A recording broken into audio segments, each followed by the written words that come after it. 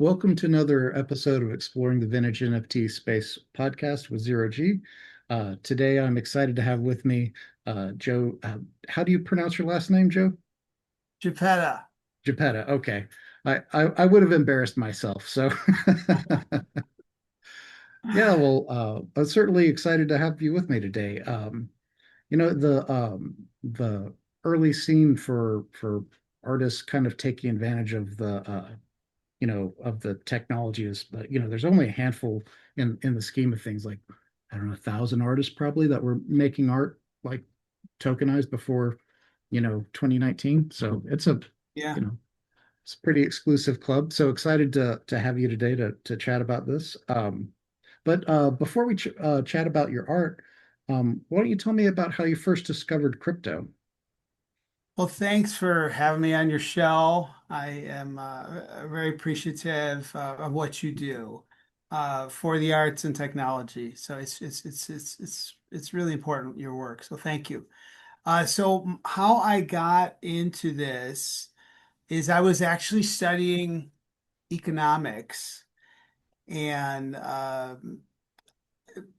because so many, I wasn't in such a great financial Mhm. situation at the time, and I was like, why?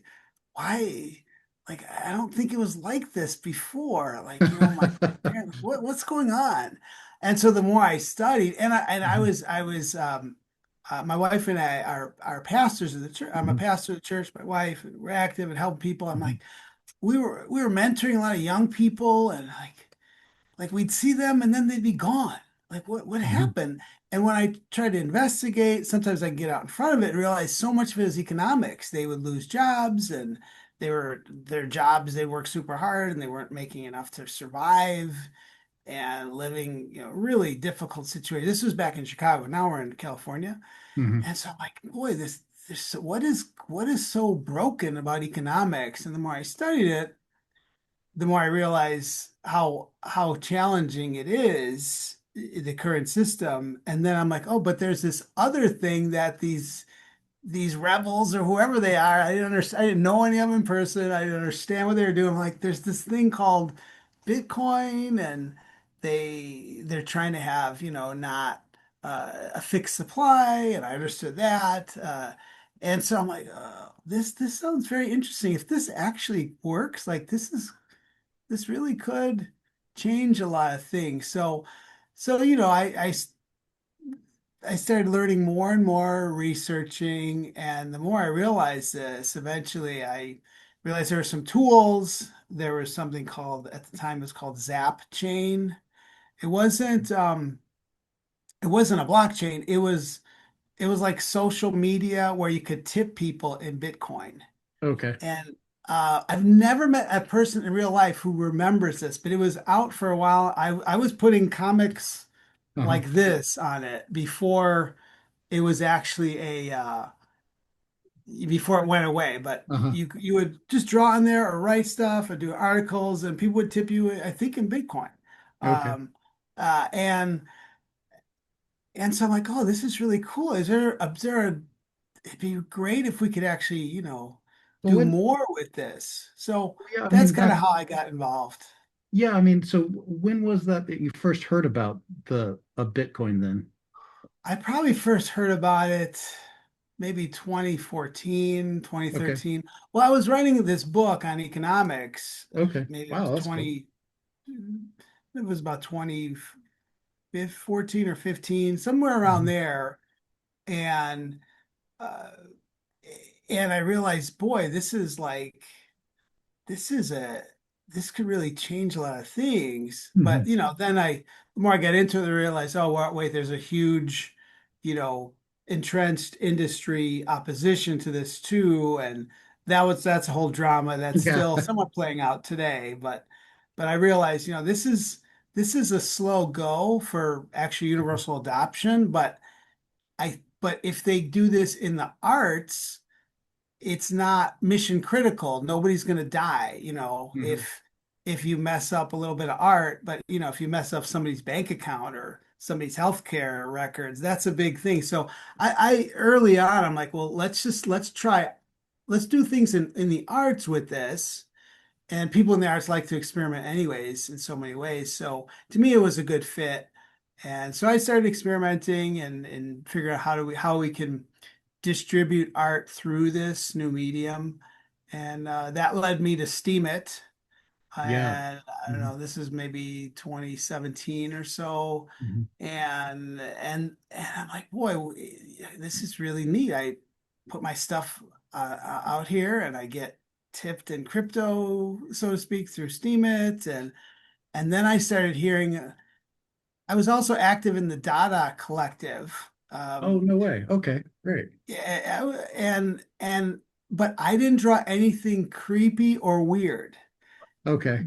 And they had a collection that they Mhm. put on the Ethereum chain called Creeps and Weirdos. So I was not included in that. Yeah. Uh, and and this was like 2017. I'm like, well, I wanted to get in on it, but like, nothing I'm doing is creepy and weird, so I guess I'm not in it. So around then I started, okay, how can I get my stuff on, distributed through blockchain outside of Steemit, which wasn't quite that, Mhm.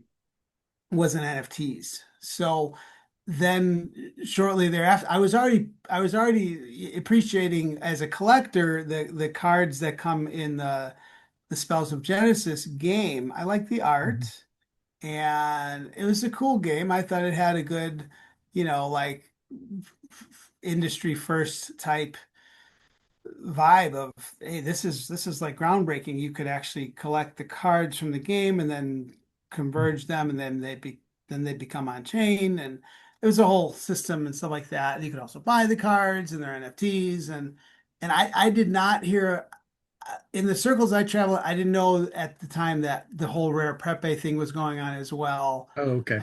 on Counterparty, but Mhm. but but I knew about Counterparty because of the Spells of Genesis collection. Mhm. And then when, like I think in February or March of 2018, they announced that they were going to be putting their own collection out, and it was not a themed collection. So it was the first that I knew of. It might be the one of the earliest ones on Counterparty, maybe even in the world, of open all artists and open themed. Mhm. Whereas and so, a lot of the stuff that people put on there, like myself, tended to be somewhat crypto oriented, but it wasn't like a requirement that I recall. It was just like any artist could do anything. They just had to do the technical steps and then do something with EverdreamSoft, who was running Mhm. the CrystalsCraft collection, and so I was off to the races. I could not I had a lot of drawings already, and then Uh-huh. I couldn't color them and get them on Counterparty and figure out Mhm. the 12 character name, and I couldn't do it fast enough. But I did a lot in those first 2 months to get as much as I could out there, and it really was it was a blast. It was probably some of my most prolific time. So that's kind of how I got into it. Yeah, well, that's really interesting.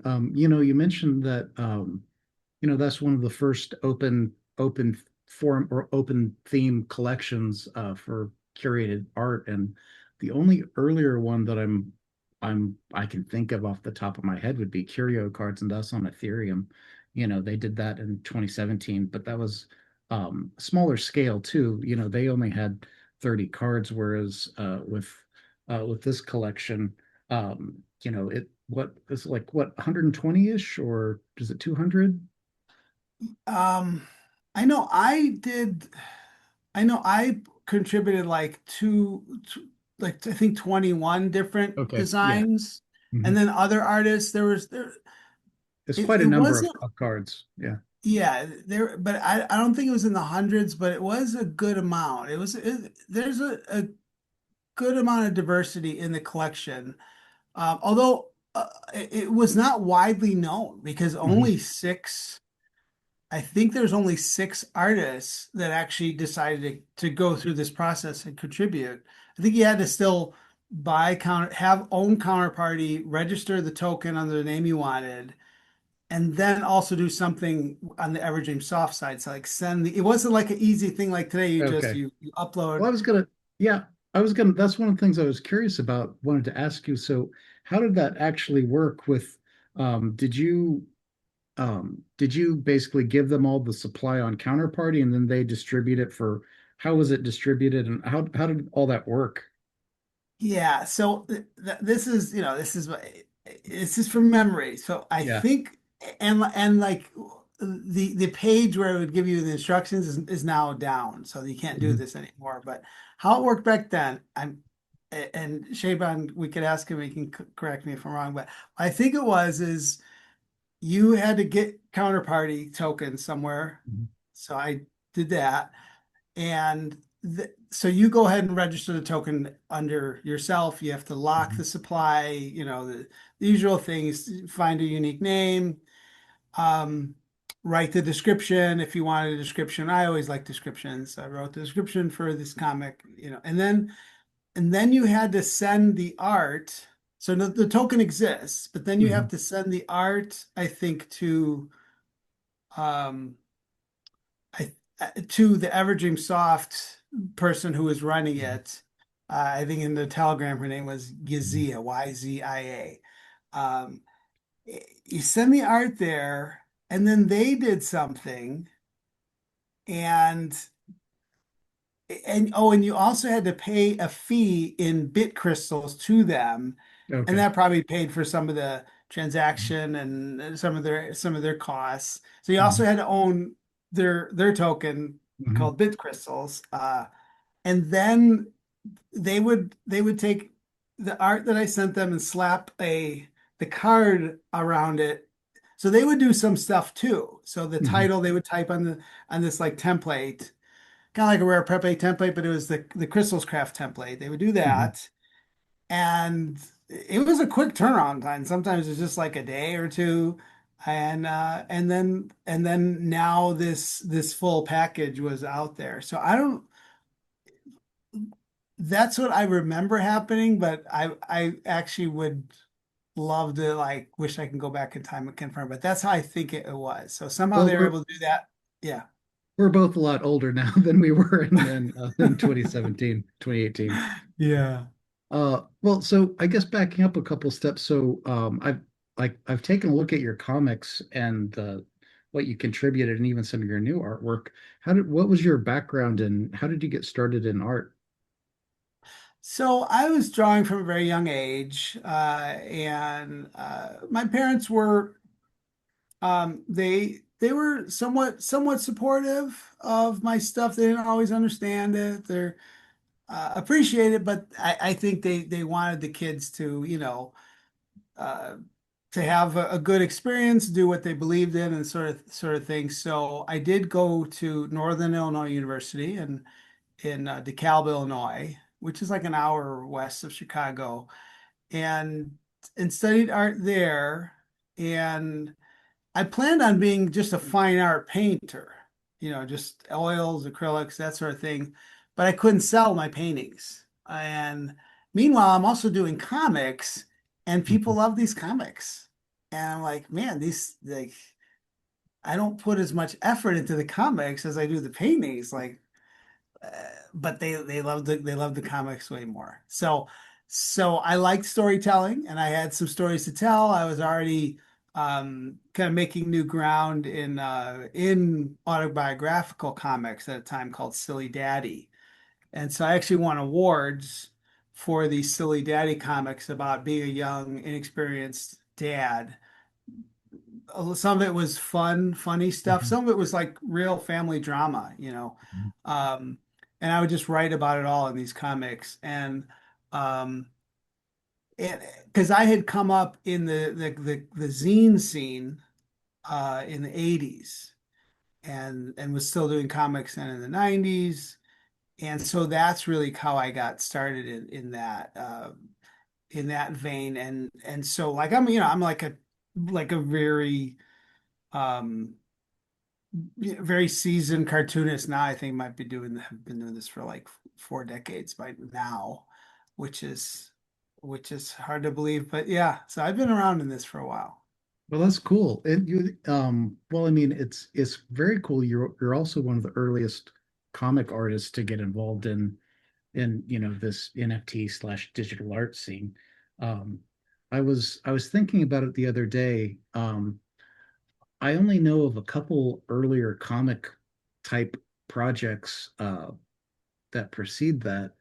The first like comic that was distributed whole through NFTs was this one called Death by it's by another Joe. I'm terrible with names, so you Oh, forgive me. But it's a famous comic artist. He distributed a comic book through an Ethereum NFT that you could then download off of Maker's Place. Um, anyway, just interesting, which kind of around the same time uh, that this collection was active, the CrystalsCraft. So just, I mean, very it's just kind of an interesting medium to or a way to distribute comic art, right? well, I think it's a natural Mm-hmm. fit because when comics, kind of exploded onto the web in the early 2000s, so many of us were trying to figure out how to make that transition. Because so I did the comics, I did the stuff in here as zines or and originally. These are all Mm-hmm. little, half page folded zines, and then it got collected to books. And but then how do we, if we put them online, how do you do these microtransactions? And there was Yeah. the crypto didn't exist at that time, uh, in the early 2000s. So once that, to me, it's just like a perfect fit. Mm-hmm. So Yeah. yeah, we still have a bit of a ways to go, but to me, it Yeah. seemed Yeah. like this is what we've been waiting for, you know. Yeah. For sure. You know, I Uh, crypto hasn't really been adopted yet for its original purpose, which was, Yeah, digital cash to give us a an alternative to the fiat system. However, the these early digital assets and the cultural artifacts have a life of their own that I think are definitely going to be enduring. So it's definitely but I think I was talking to you earlier, and I was talking to someone else offline, and one of the things I think is kind of I could definitely see it happening where Ethereum and Bitcoin and some of these early cryptos they haven't been adopted uh, for the monetary purposes, and uh, there's a decent chance that they never will, right? Because in the case of Ethereum, that like it's much easier to spin up a brand new chain that doesn't have all the technical debt, and it'll be faster yeah, and more more more bells and whistles and all that stuff. But one thing they can't recreate is that you know uh, that rich history that's on the chain. So anyway, it's interesting. I could definitely see where the majority of the value is not the native token. It would actually be the digital assets that ride on top of the network. yeah, I agree. I think what's so needed is a really good network that that people use. That's actually usable, and it's, I think honestly part of the things that have fragmented or hyper fragmented so many things is there's these like groups of artists that they they don't support something if it's not on their chain where they have all their Yeah, coins and all their art on, and to me that's just weird. It's just like, like you don't do that with anything else. Like, people don't, oh, I can't like this movie because it's not from the same people that did such and such. No, you don't think about the distribution of yeah, it. You just think, is this good? Is this art? And so I do think there's some odd behavior that's like fake financialized yeah, on in crypto art, and I'm hoping that goes away. I don't, because of human nature, I don't know if it will, but yeah, I can hope and pray. yeah. I mean, it's very obvious that there's clicks and artists that are and art that Oh, is, um, there's cabals and art, there's some art that's not remarkable that gets like absolutely hyped to no end and like wash traded and all that stuff. So, but again, yeah, that started in the normie art space too, right? So, there's nothing new under yeah, the sun in that sense. It's human behavior. very true. That's very Um, true. well, one thing I was curious about too. Um, so why do you think that the mainstream hasn't really recognized and paid more attention to the work that you and other early pioneering artists in the comic space have done in this tokenized art? Yeah, that is a bit of a sore spot for myself, and I think other artists who have done a lot of things digitally and Mhm. distributed digitally. And I believe it has to do with there's still a lot of art critics and awards bodies that if it's not square bound, if it doesn't have a physical characteristic to it, and if they don't get their free copies, review copies, they can't take it seriously. It's almost like it doesn't exist. So I think and I think the traditional art world also is slow to embrace digital art, although that is changing. So I think because the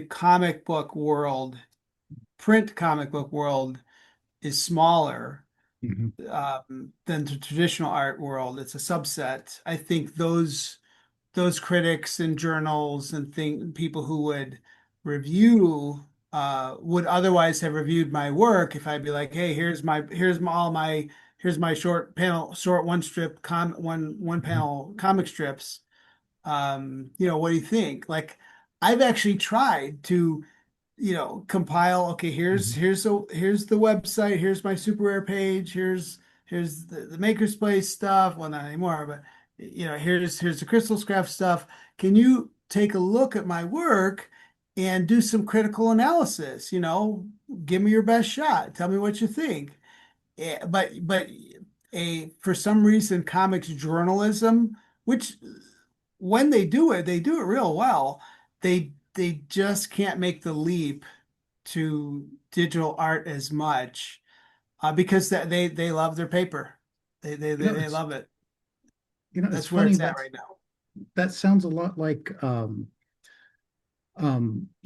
the one of the things that got exposed years ago was like games journalism with Gamergate, and then there's kind of this scandal about basically ethics and journalism in the gaming industry. But you also see it in all these other forms of journalism with um, basically by and large, it's like again, not all of them, but a shocking amount of journalists are absolute scumbags that aren't really passionate about being a Mhm. journalist. And again, like there's this old saying, it's like you know, don't be surprised, you won't be surprised by who will betray you, but by how little it will take to betray you, right? Like by the Oh, size of the oh, bribe, you oh, know, it's like that's intense. like like you in your case, just because they didn't get drop shipped a bound book, you're Yeah, like they won't even consider even look at your work. It's just like I yeah, don't know. That's really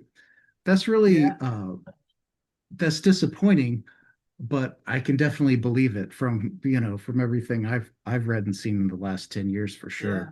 That's sad, but Well, just yeah. to quantify it, so like the material in this book, like Uh-huh. I've gotten major awards for. I got the Mhm. ZeroG award. I was nominated for a bunch of different like major comic book industry awards in the 90s for. And so these same writers, some of them still exist and are doing stuff, but to try to get them to cover NFTs, uh, because it's distributed that way, there's something that just does not compute. Warning, warning, I'm about to, they just don't understand it. And again, these are people that like I'm a familiar name to so many of them because they have written about my stuff previously. Okay. But it's Well, like that's they think, oh, interesting. Chiappetta sold out. he's gone crazy. He's thinking, crazy internet money. It just doesn't make sense. You know, call me when you actually print something. So that's kind of the impression Wow. I get. Okay. Yeah. I think eventually it'll change, Mhm. but we're just not there yet. Yeah. I guess it sounds like a kind of a level of elitism in terms of, the distribution method, like you said. Like, I don't know. I think as a collector, I've grown to appreciate more uh, digital art and collecting because, um, collecting physical items is a burden, right? It definitely can be. I I'd understand. put it that way, you know. Yeah. So, Yeah, well, there's the cost, there's the Mhm. total cost of ownership, not just Yeah. how much to acquire the item, Hmm. but if I want to if it's item's large and I move 4 times, I'm have to package that item carefully and move it. And if it's not made with the most archival materials, I've got to, store it carefully and stuff like that. So yeah, if you've got something digital, um, and as long as your network stays up and your internet stays on and your computer stays solid, it can have an enduring quality too. Yeah. Well, I mean, yeah, exactly. There's one of the um, early arguments a bit against Bitcoin by you know, more towards the beginning where, like, hey, if the electricity goes out, like, you can't use your, well, I mean, if as a society we don't have electricity, then, I mean, I'm not going to make it, like there's bigger problems than me being able to transact, right? So, you know, Yeah. Yeah, I, that's true. I, Yeah, a yeah, lot of so things will be down if that goes down. Yeah. yeah, I mean, like I remember after 2008, I kind of went down the rabbit hole on finance a little bit too, and then after Fukushima, I learned a little bit more about like the electrical grid and how some of these nuclear reactors actually work in practice. And if things I go like there, we're living in this delicate balance where if things go tragically wrong, they like things can escalate very quickly and go like I don't know, like it makes sense not to worry about it. Essentially, is the way I look at it now. yeah, I mean we have to I think that is why one of the wisest things, and it does kind of help me remember, that like I actually specifically pray for these people in power, like, please, make wise decisions that actually help people. Like, please bring economic fairness, like that, like there's a huge need for this. Yeah, So yeah, I do think that the that there are some real solutions that can be adopted in some of these technologies we're talking about. mhm. Um, but yeah, we're not fully there yet, but I do think we could get there.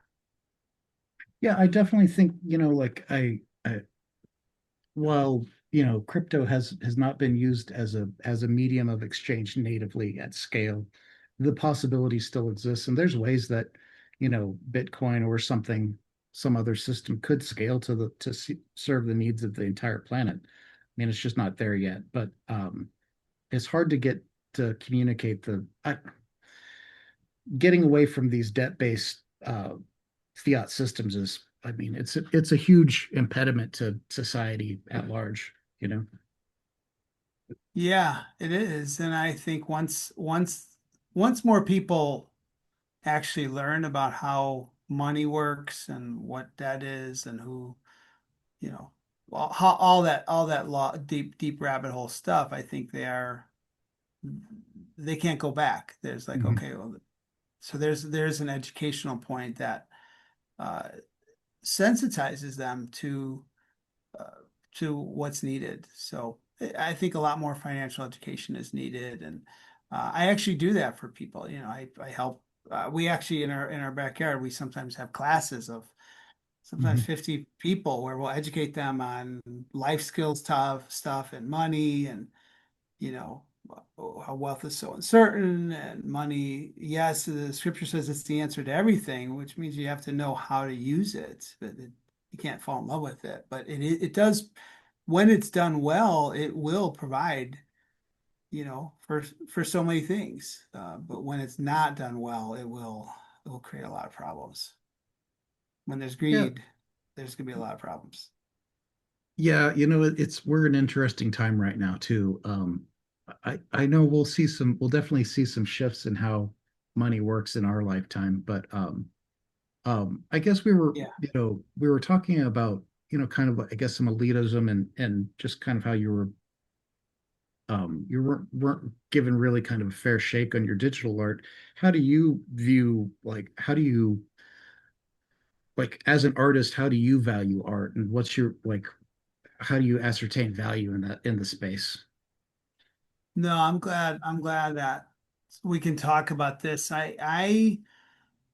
So, for so long just you're just taught kind of what the world teaches. Oh, well, I value art based on how much money I can get for it. And if I like it, if it's pretty. But there's actually a lot of other ways to value art. I'm working on an article. I'm not ready to release it yet, but I have like an artistic value criteria that helps me to remember that, hey, if this piece that I think is amazing, that I've collected or that I have created and have distributed, if it doesn't make the money that I want, or if it doesn't make money, um, here's how I could look at, does it have value? Uh, so with every one of these criteria, the opener question is, did the creative thing blank? Did the creative thing express something important to the creator? Give it a point if it did. Did it communicate something to at least one person? Then give it another point. Did it make any amount of money? Okay, give it another point. Did it please God in the creator's opinion? Then give it another point. Did it at least not offend God? Then give it another point. Did it function to bring people together in real life? Give it another point. Did it commemorate one historical or cultural thing? Give it another point. Did it get given as a gift? Give it another point. Did it influence at least one derivative or parody piece? Give it yet another point. And finally, did it maintain a degree of rarity and scarcity? So I think if you can get something that is a 10 pointer or close to that, then you have something that has a great power to it. So does that mean every piece has to hit all those things? No, but I do think there's some things that are essential. So that's kind of, those things have like helped me informally, but I've started to write it down and kind of codify it, and I'll That's be releasing more things about that. But that helps me because, it helps me also encourage other artists who are, kind of down because there's the market might be flooded and they don't know how to break in. And these are some things to think about. Well, that's fascinating. You mentioned those criteria, because one of the things I was remarking is that, your comics are were definitely a lot more thoughtful than a lot of the other, um, one of the things that was really popular is just like meme art, in the early crypto art scene, which I love too, right? Yeah. But that, like, Yeah. most of that is pretty simplistic, right? But there's a level of depth and character to your comics that I really appreciated. So I definitely see how you're, you know that that um those criteria kind of like shining through in your work, right? Thanks so much. That means a ton. Thank you. Yeah, I do try to, I think at its heart, for me, it is a second language. So it's Mhm. communication, but visual communication. And so I want to, I'm probably have more years behind me than I have ahead of me on this earth. So I want to make sure my communication is very useful and good.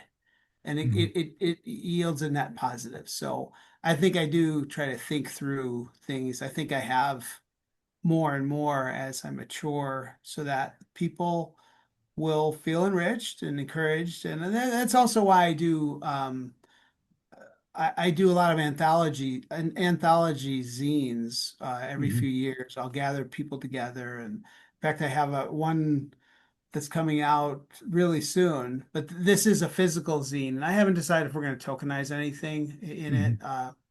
But it's like in the vein of, I don't know if I have a copy. This is one we did a few years ago, and some of the things were like the cover was tokenized. Hmm.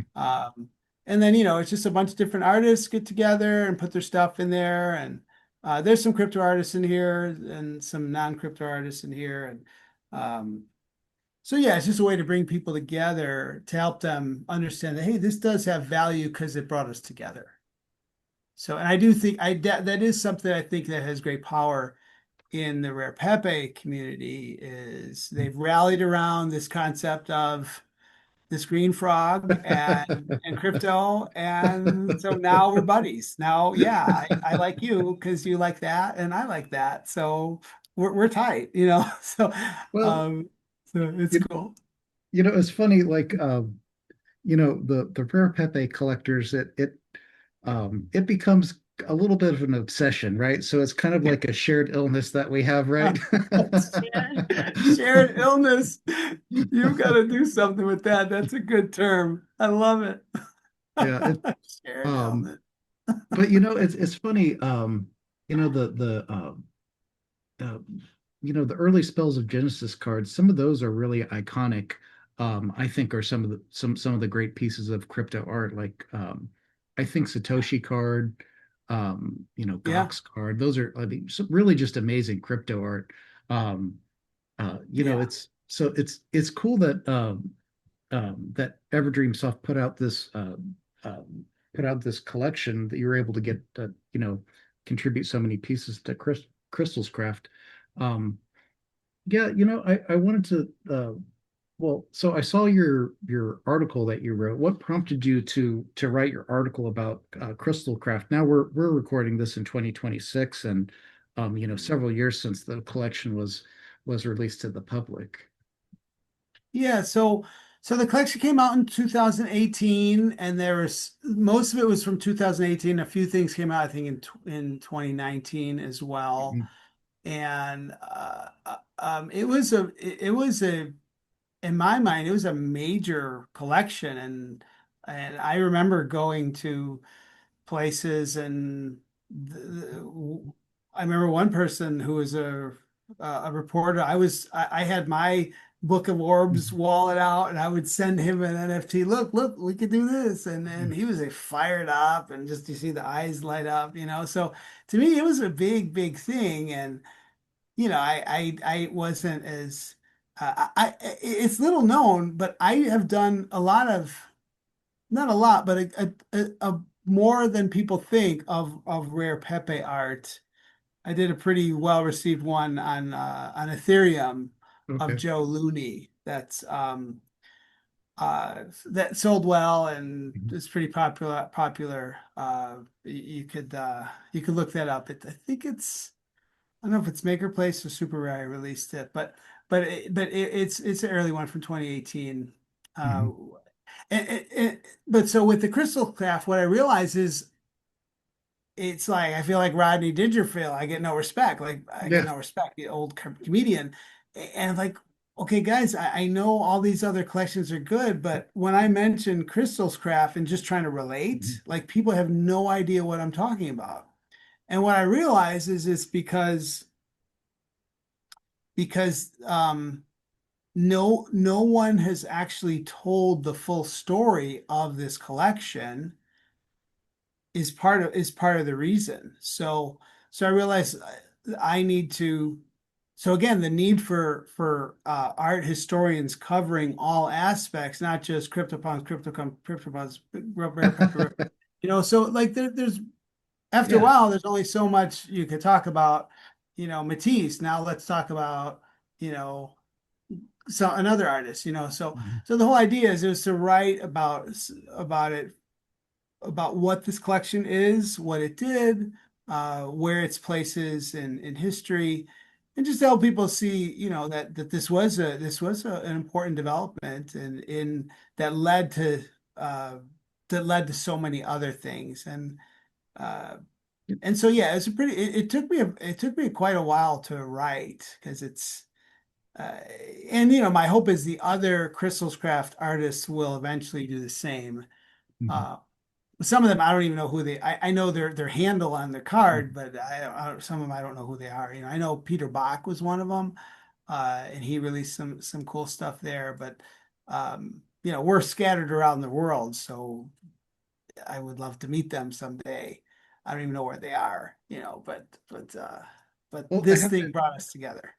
yeah, I have to admit, so one of the reasons why I think that your article is so needed, like you said, is, I've been collecting NFTs for quite a while, and I wasn't collecting back when this collection was active and actively being distributed. So, one thing that's interesting is I never saw any other article that actually explained the project in any detail. I've just seen some of the cards and stuff, but no one ever actually put to words what it was all about, and the whole story. So yeah, it's I think pretty much anything that had described it in more detail had, been consumed by Bitrot at this point.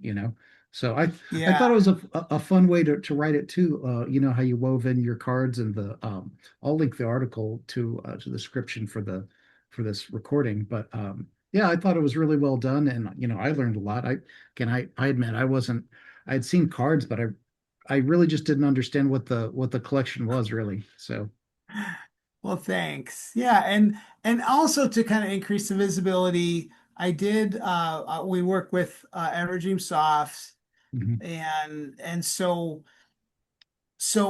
the 21 cards that I released through the CrystalsCraft, uh-huh, they were not all of them, but many of them were like editions of 200. So I took two of each of the 21 editions, and also made, I think, 16 or 17 new drawings, new comics that totally rail against so many things in economics, and they're scathing for in some crypto circles. They're kind of scathing satirical comics, and I think it's also some of my most pointed, spicy work.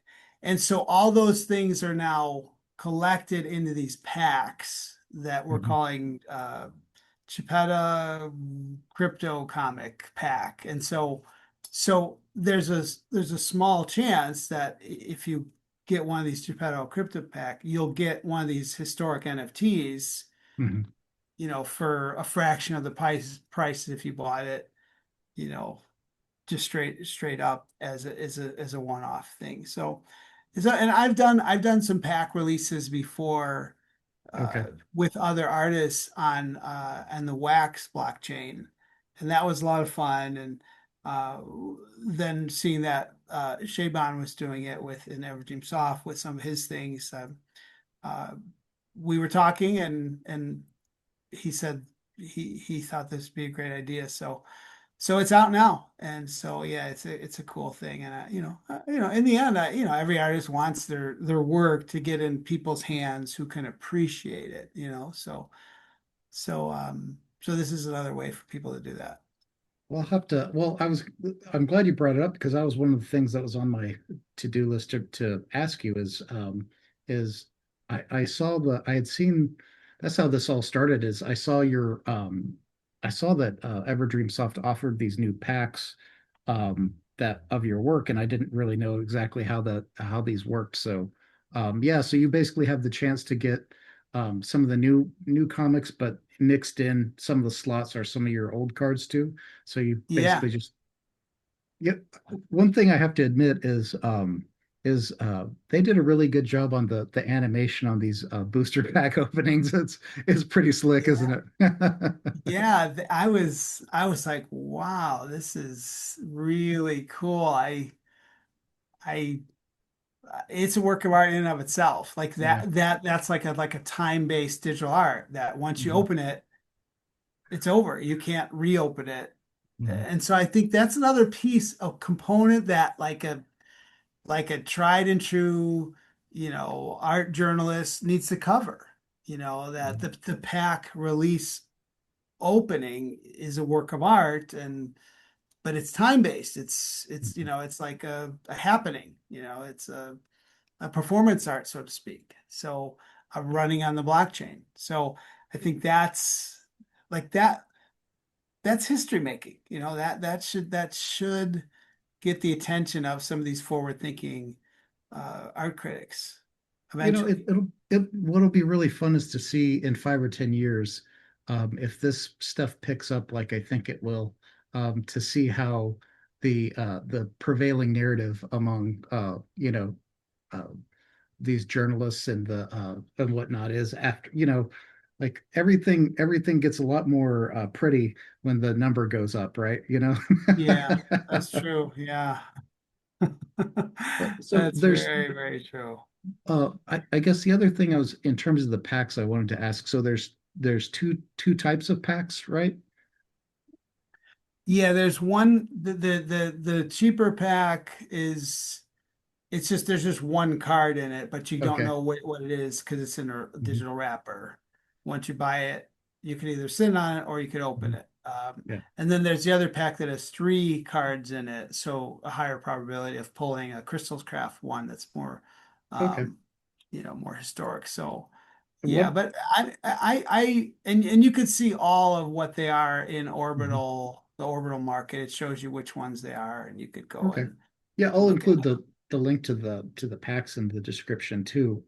What is the addition of the new work that are being released as part of this? So I've been like all along I've been like on a tear, on a roll Mhm. with very like just satirical parody Mhm. comics similar to the stuff in CrystalsCraft Mhm. but new about other things. So like there's one where it talks about people are excited about the Clarity Act getting passed because now they can scam more people with crypto. Yeah. So, so there's stuff like that, and it also attacks the uh, some of the perceived permanence, foreverness of all these different platforms. So I go after that. So nothing is uh, nothing is off limits in crypto in terms of what you could, satirize. So Mhm. there's a lot of stuff like that. And some of the stuff actually, so my son's in law school, and Mhm. some of the ideas I got, I read his one of his law professors, he's at UC Berkeley. His name is Luke, and one of his law professors also writes about she was writing an article about NFTs uh, and law. And it's a Mhm. fascinating paper. And uh, when my son also does NFTs, completely different style, but he's very talented too. And so we both reviewed her this incredibly talented law professor's article, and some of the things she brought up, like I turned one of her premises into a Rare Pepe card that's in there, not from the Rare Pepe collection, but it's the Rare Yeah. Pepe character that's in there about the perceived some perceptions that are actually challenged by some of these notions of permanence and things like that. So so yeah, so there's a lot of poking fun going on. Well, that's cool. Yeah, I'll definitely have to check that out. I've been meaning to pick up a pack or two myself. Um, you know, um, Well, you know, thanks. we kind of touched on the this I guess standard or the establishment critic scene for art and comics. Um, but in terms of like the current NFT culture, what what do you think needs to change in order for this to become, I guess, move to the next level or like develop some more respect and acceptance? Yeah, well, I think one of the main things is that the tribalism's got to go. I think it's as much as it can go, it's just gotta go. It can't be like, oh man, that's Tezos art. Get away, and the same thing for people who are on Ethereum and look down on counterparty stuff on Bitcoin, and like it's just got to be what moves the people, the culture forward, not what moves your side deal of the few little coins you got that you're hoping are going to grow. So I think that's huge. When we could talk about like no one cares, like if this was just a book I bought at the store, nobody cares what store I got it from or who distributed this. Like it's just, is this book good? Yeah. And so I think that's got to be when the technologists and the culture changes so that they can make that. It's about the actual, is this good? Is there a sense of scarcity to it? Uh, does it move the culture forward? So that's, I think, a big thing. And then of course, making this more user friendly is going to be a big deal. And then I think finally we touched on this, but just having the people who are, you know, writing good, like yourself, who are showing this as an important part of culture, an important part of human, you know, just human creativity and development, writing about this as in a serious way that shows that this is really a useful development, and it is in so many ways it's the way that probably the future is going to go in terms of distribution of digital art. So You I know, what, think once we get there, we'll have those things in place.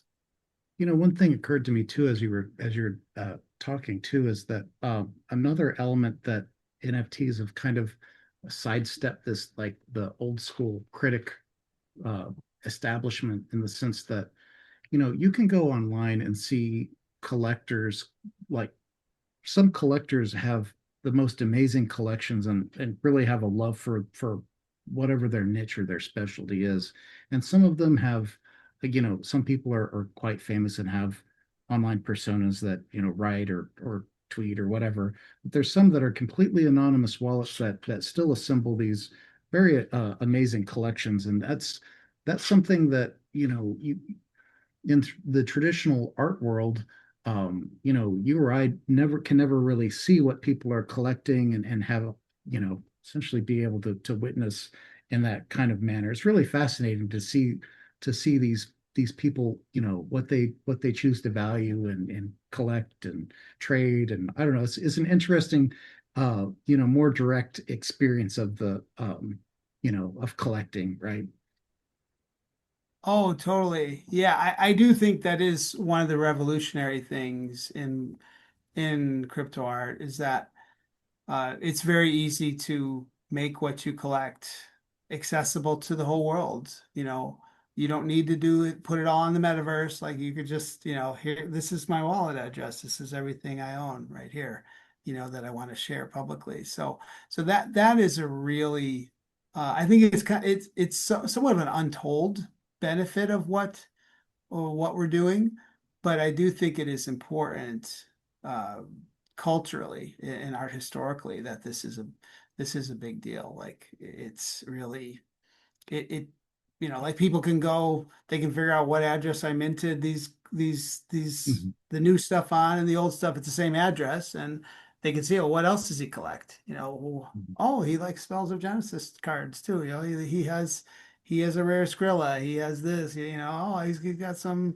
He has a Bitcoin or Yeah. So it's like that is a very um it's a very neat thing to be able to do culturally, Mhm. and I think more people, and it can't be faked, Right. Yeah. because these are to some degree immutable chains, so it's pretty it's one of the big features of crypto art.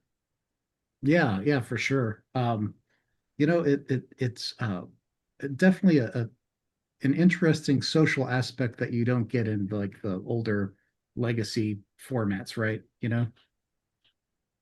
No, like, I used to have, as a kid, I collected comic books. I used to have 10,000 comic books. Mhm. Yeah, in my 30s, I sold them all, and now I have probably a stack of comics just about this wide. And I'm slowly, gathering some new comics and stuff like that. And I would read them in my younger days and give them to the kids and stuff like that, and they might get trashed, some of them. But it's there's no way for me to just put that out there easily. I'd have to do a lot of, you know, photographs and cataloging, but with rare digital art NFTs, it's already part of the system. It's Yeah. already, you know what I sold, you know what I didn't sell, you know what I'm holding, you know what I'm minting. It's it's a way to, be very clear about what you're doing. And for people who want that clarity, this is a fantastic tool. Yeah. I don't know. It gives me another appreciation of art being able to again kind of like see what other people are collecting, and you can kind of go down rabbit holes on all these different artists that you've never been exposed to, these different art, like they have their own niche art styles. I don't know, it's a very fascinating I definitely think in the future it'll get more popular. I mean, like you said, the tools and some of the tribalism will have to you know improve a little bit. But yeah, I still think that it's definitely going to be much more appreciated in the future. Yeah, I agree. And, as someone who has, worked in the business world too for a long time, and I used to work at the Chamber of Commerce and back in Chicago many years ago, Yeah. like distribution is if you don't have distribution for what you're doing, um, the you're not going to get a big audience, and you're not going to get, the opportunity to make the sales that you're trying to make off of this stuff. So the distribution components of blockchain are really, really important. It really is revolutionary to digital art. And so much of the art now is digital. So I don't need to go, burn some CDs and put them packaged. Yeah. It's just, the distribution is there. I, It's it can't be underemphasized how grand of a leap forward that is. I would imagine, Joe, too, it's probably a little bit gratifying to see who collects, who's collected your artwork over the years and see where it ends up too, right? Yeah, it is neat. It's neat. And I think some of the most fun things are when other artists that I admire and respect want to trade with me, Hmm. So there, um, like I had talked about the trading, it's just, it's actually very easy to do trades with this stuff. It's just, you don't have to package anything. I send to you, you send to me, and I've done that I did a piece in the CrystalsCraft collection called n- um, I think that the counterparty title is No Crypto Punk. Yeah. Um, but it's like the full title is not a crypto punk, and it's a guy who's looks like a crypto punk. I actually painted this live in person at an ethereal summit years ago in 2018. I painted it, and then I turned it into an NFT later that year, I think. And then the guy is saying, and the crypto punk is saying, I prefer the term. He's got a word balloon that says, I prefer the term crypto ruffian or something like that. So not it means the same thing. It's just the old school term Hmm. for punk. And so, one of the so Rare Skrilla liked that piece, and I like one of his. And so he's like, well, look at all these and you tell me which one you want, and I'd like this one. So we were looking at each other's stuff and oh yeah, let me get this one. And he gave me a great one of uh a guy like, kind of a shady guy on a street Yeah. corner, open up his jacket and he's got Oh all these yeah. different artworks. And so, so like that's just such it goes back to the purity and innocence of kids Mhm. in in the lunchroom, and they've got their cards or their comics or their stickers, and oh, I like this one. Can you give me this one? I'll give you this one.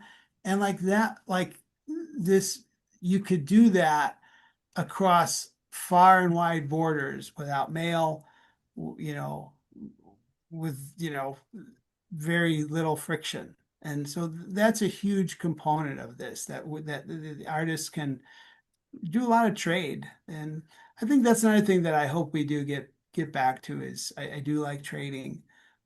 So I think if we could do that more of that, that helps a value. Maybe I'll add that to our criteria. Is it tradable? Yeah. Of value criteria. I probably need to make a note of that. So yeah. It's funny you mentioned that. I've had a lot of fun, trading and as a way to build up my collection of these NFTs. That I've had a lot of fun. You meet other artists or collectors, and like you said, it's so easy nowadays with these, to be able to trade where you don't have to. I don't have to go on eBay or on a forum and then like ship stuff off and like hope it gets there in one piece, like regardless of the real condition it was in when it started. It's so simple. Yeah. Yeah.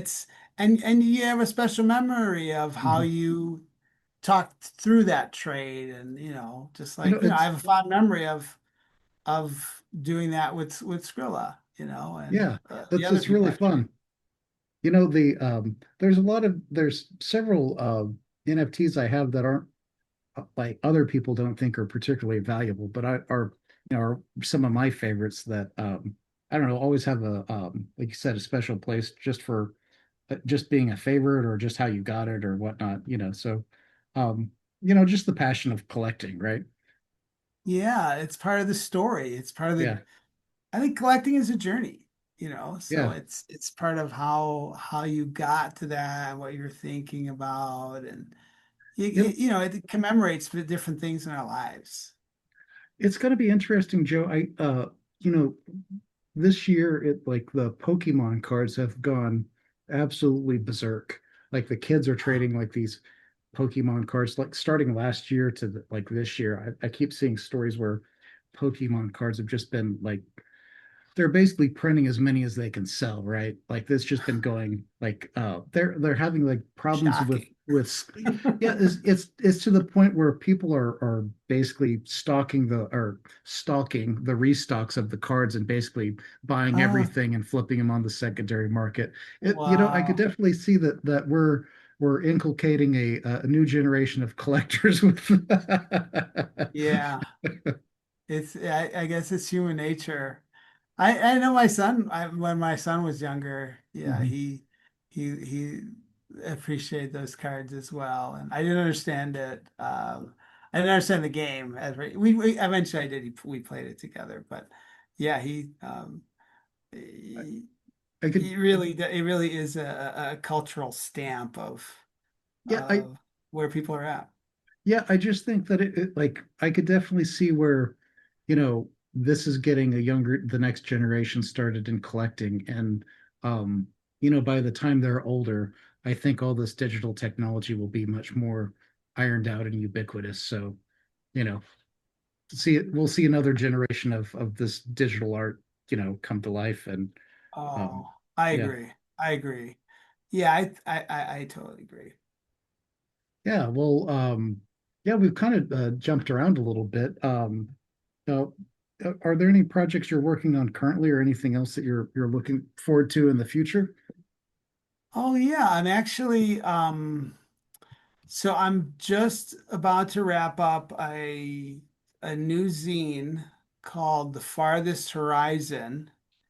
And I think one or two of the pieces in there I've already released as NFTs. Um, it's not like a crypto art centric zine. It's more of a variety anthology I have my art and comics in there and some other folks' art.